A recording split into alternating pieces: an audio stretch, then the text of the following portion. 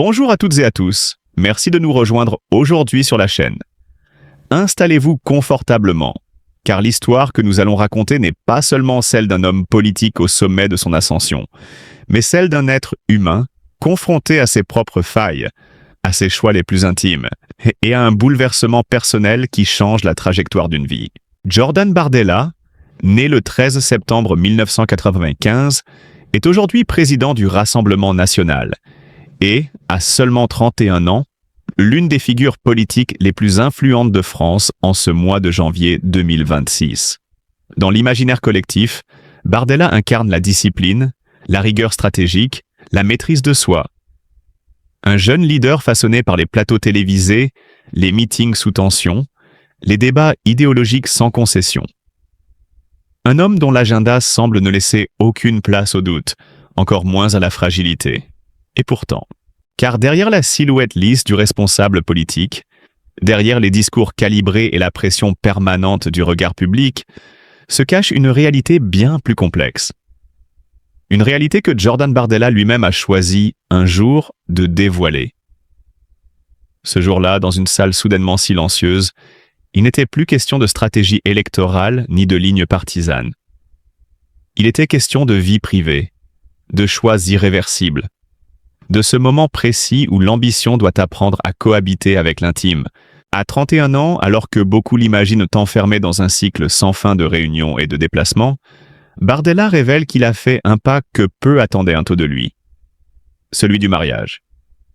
Un mariage discret, presque invisible aux yeux du public, avec une femme qui n'a jamais cherché la lumière.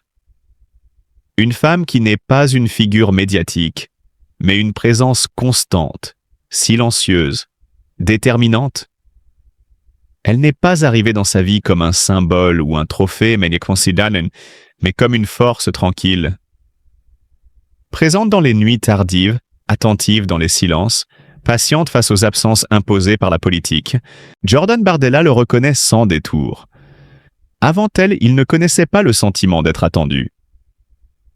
Il ne savait pas ce que signifiait réellement rentrer chez soi. Pas un lieu, mais un espace émotionnel. Un refuge. Pour un homme habitué à la confrontation, cette stabilité est une révolution intérieure. Et cette révolution prend une ampleur encore plus grande lorsqu'il annonce, presque avec pudeur, que cette femme attend un enfant. Cette révélation agit comme un choc doux mais profond. Car la perspective de la paternité oblige à ralentir, à reconsidérer l'ordre des priorités. Pour Bardella, l'enfant à venir n'est pas un simple événement personnel. C'est un point de bascule. Un rappel que le temps politique n'est pas le temps humain. Qu'au-delà des ambitions et des échéances électorales, il existe une responsabilité plus fondamentale encore. Celle de transmettre, de protéger, de construire. Dans un contexte où la vie privée des figures publiques est souvent disséquée, parfois instrumentalisée, cette confidence résonne comme un acte de maîtrise plutôt que de faiblesse. Bardella ne nie pas les tensions, ni les sacrifices imposés par son engagement. Il ne romantise pas non plus cette nouvelle étape. Il la présente comme elle est, exigeante, transformante, parfois inquiétante, mais profondément structurante. C'est là que se joue toute la complexité du personnage. Jordan Bardella n'abandonne pas ses ambitions politiques. Il ne renonce pas à ses combats, mais il apprend à les inscrire dans une temporalité différente.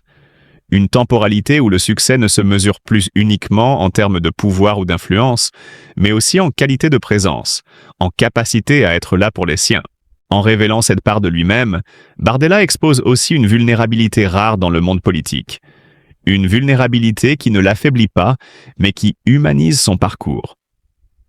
Car reconnaître que le bonheur n'est plus un objectif lointain, mais une construction quotidienne, c'est accepter de changer. Et changer, pour un leader, est sans doute l'un des défis les plus difficiles. Aujourd'hui, Jordan Bardella avance avec cette nouvelle conscience.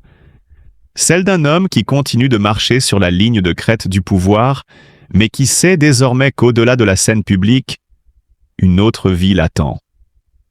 Une vie faite de responsabilités silencieuses, de nuits courtes, de peurs intimes et de joies simples. Une vie qui, paradoxalement, pourrait bien être la plus grande victoire de toutes. Je vais vous faire une confidence. Ce qui me fait le plus peur n'a jamais été l'échec politique. Ce qui me terrorise vraiment, c'est de perdre cette famille. Cette phrase, lâchée presque à voix basse par Jordan Bardella, a résonné comme un choc. Elle tranche avec l'image lisse, maîtrisée, presque glaciale que le public connaît de l'un des visages les plus exposés de la nouvelle génération politique française. Derrière les discours calibrés, derrière la stratégie et les calculs, il existe un homme, et cette histoire commence précisément là où les projecteurs s'éteignent. Depuis plusieurs années, Jordan Bardella incarne la réussite fulgurante. Ascension rapide, maîtrise médiatique, autorité précoce. Mais ce parcours, que beaucoup décrivent comme une marche inexorable vers le sommet, cache une autre réalité, plus fragile, plus intime. Une réalité faite de choix difficiles, de renoncements silencieux et d'une peur rarement avouée dans ce milieu. Celle de voir sa vie privée se désagréger sous le poids de l'ambition. Car la politique, chez Bardella, n'a jamais été un simple métier.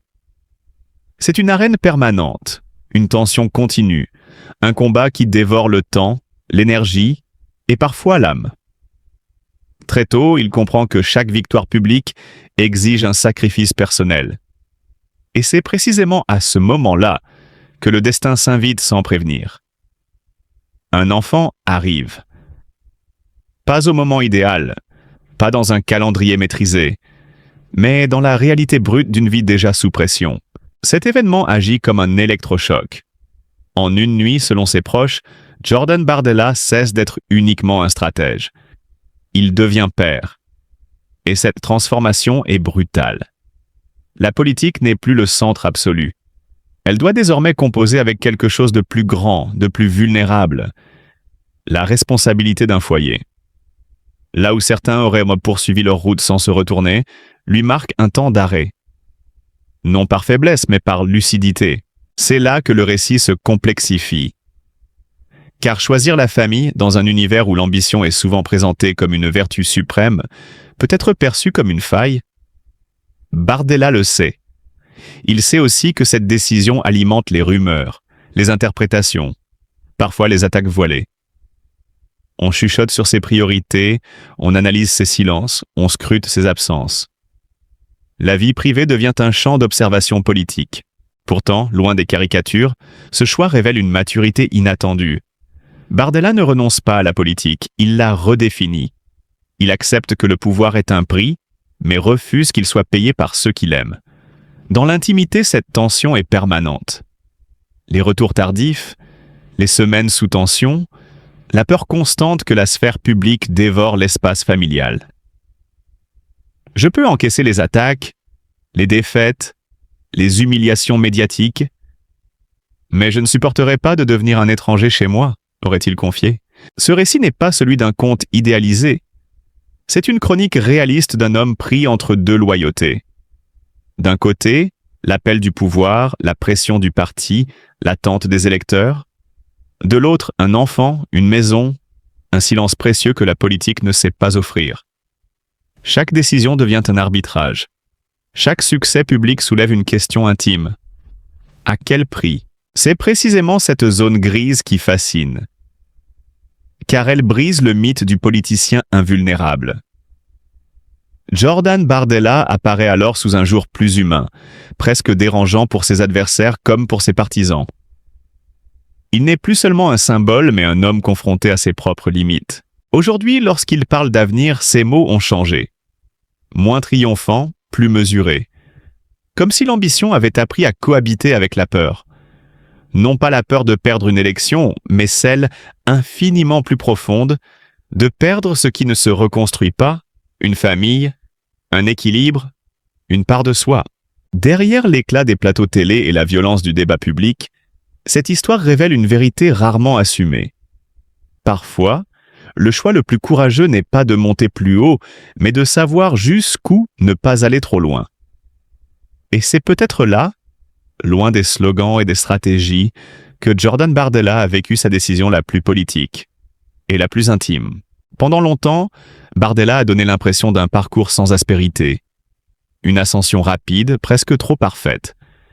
À peine 30 ans, le pouvoir, l'exposition médiatique, la pression constante. Tout semblait glisser sur lui. Aucun scandale personnel, aucune confession déplacée, aucun faux pas émotionnel. Une forteresse. Et pourtant, ces derniers mois, cette forteresse a laissé filtrer une vérité inattendue. Pour la première fois, Jordan Bardella a reconnu l'existence d'un mariage célébré dans le plus grand secret.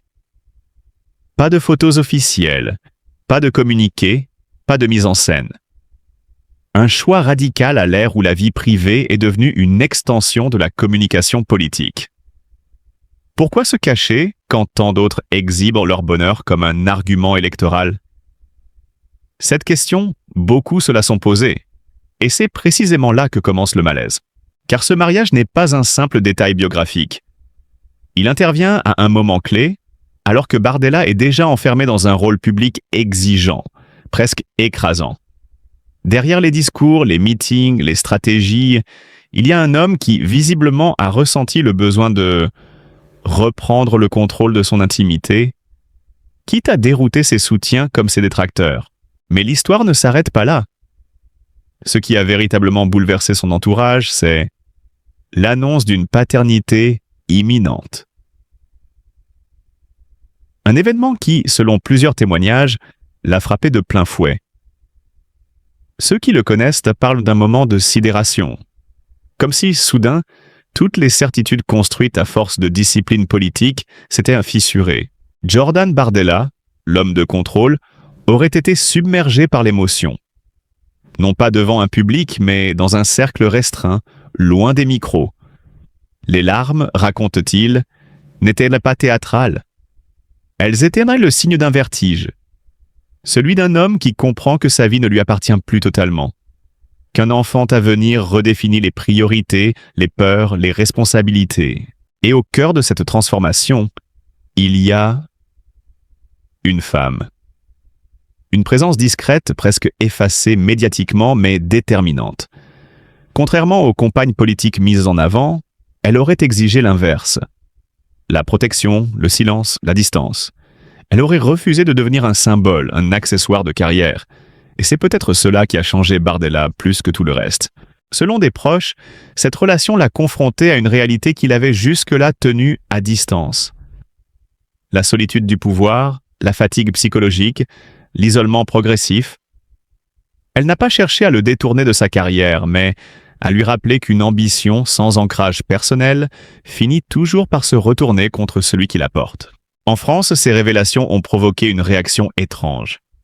Pas de scandale classique, pas de polémique immédiate, mais un silence lourd. Presque gêné. Comme si le pays ne savait pas comment interpréter cette humanisation soudaine. Peut-on encore projeter ses peurs ou ses espoirs sur un homme qui avoue ses fragilités? Peut-on attaquer politiquement quelqu'un qui montre pour la première fois une faille personnelle? Certains y voient une manœuvre habile, une tentative de rééquilibrage de son image, trop rigide, trop froide. D'autres, au contraire, parlent d'un risque énorme, car en exposant même partiellement sa vie privée, Bardella ouvre une brèche. Et en politique, chaque brèche finit par être exploitée. Le mariage secret, l'enfant inattendu, les émotions non dissimulées. Tout cela entre en collision avec l'image du dirigeant inflexible. Et cette contradiction dérange. Elle dérange ses adversaires, qui peinent à attaquer sans paraître cyniques. Elle dérange aussi certains soutiens, inquiets de voir l'homme fort vaciller sous le poids de l'intime. Ce qui se joue ici dépasse la simple curiosité médiatique. C'est une question plus profonde, presque sociologique. Peut-on encore exiger des responsables politiques qu'ils sacrifient toute vie personnelle au nom de l'ambition? Ou assistons-nous à l'émergence d'une génération qui refuse ce prix-là? Jordan Bardella n'a pas livré toutes les réponses. Il a choisi le non-dit, la retenue, parfois le silence. Mais en révélant ce mariage tardif, en laissant filtrer l'émotion liée à cette future paternité, il a posé un acte fort. Il a montré que même les trajectoires les plus maîtrisées peuvent être bouleversées par l'essentiel. Et c'est peut-être là que réside le véritable trouble. Pas dans un scandale, pas dans une transgression, mais dans cette collision entre le pouvoir et la vulnérabilité. Jordan Bardella n'a pas seulement changé de statut marital, il a changé de perspective. Reste maintenant une question lourde, incontournable. Comment cet homme, désormais mari et futur père, affrontera-t-il les tempêtes politiques à venir? La réponse n'est pas encore écrite. Mais une chose est sûre, depuis ce jour-là, Jordan Bardella ne marche plus seul. Et parfois, c'est cela qui inquiète le plus le pouvoir. Aujourd'hui, face à cette histoire, il est essentiel de prendre un instant pour dépasser les réflexes de jugement rapide et regarder Jordan Bardella avec un regard plus humain, plus juste. Derrière la figure politique clivante, derrière les étiquettes et les polémiques, se trouve un homme qui, comme tant d'autres, traverse des bouleversements intimes, fait des choix difficiles et apprend à concilier ambition publique et vie privée. Ce récit n'est pas une mise en scène, encore moins une stratégie, mais le témoignage d'une réalité universelle, celle d'un être humain confronté à l'amour, à la responsabilité et à la fragilité que ses sentiments impliquent. Comprendre cela, ce n'est pas renoncer à l'esprit critique, ni taire les débats politiques légitimes. C'est accepter que même les personnalités les plus exposées restent vulnérables, capables de doutes, de peur et d'espoir sincères. La paternité annoncée, le choix du mariage discret, la volonté de protéger un espace privé sont autant de signes d'un homme qui cherche un équilibre, non pas une indulgence automatique. Faire preuve d'empathie, c'est reconnaître que la vie publique peut être écrasante, que la pression constante du regard des autres laisse peu de place au repos de l'âme. C'est aussi admettre que le courage ne se manifeste pas uniquement dans les discours ou les confrontations, mais parfois dans la décision silencieuse de ralentir, de changer de perspective, de placer l'humain avant l'image. En choisissant d'écouter cette histoire avec bienveillance, nous rappelons une chose fondamentale. La compassion n'est pas une faiblesse, mais une force collective. Elle permet de réhumaniser le débat, de restaurer un peu de nuance dans un monde souvent brutal. Aimer, comprendre, ou au moins respecter cette part intime révélée, c'est contribuer à une société plus mature, où l'on peut débattre fermement sans jamais oublier que, derrière chaque visage public, bat un cœur profondément humain.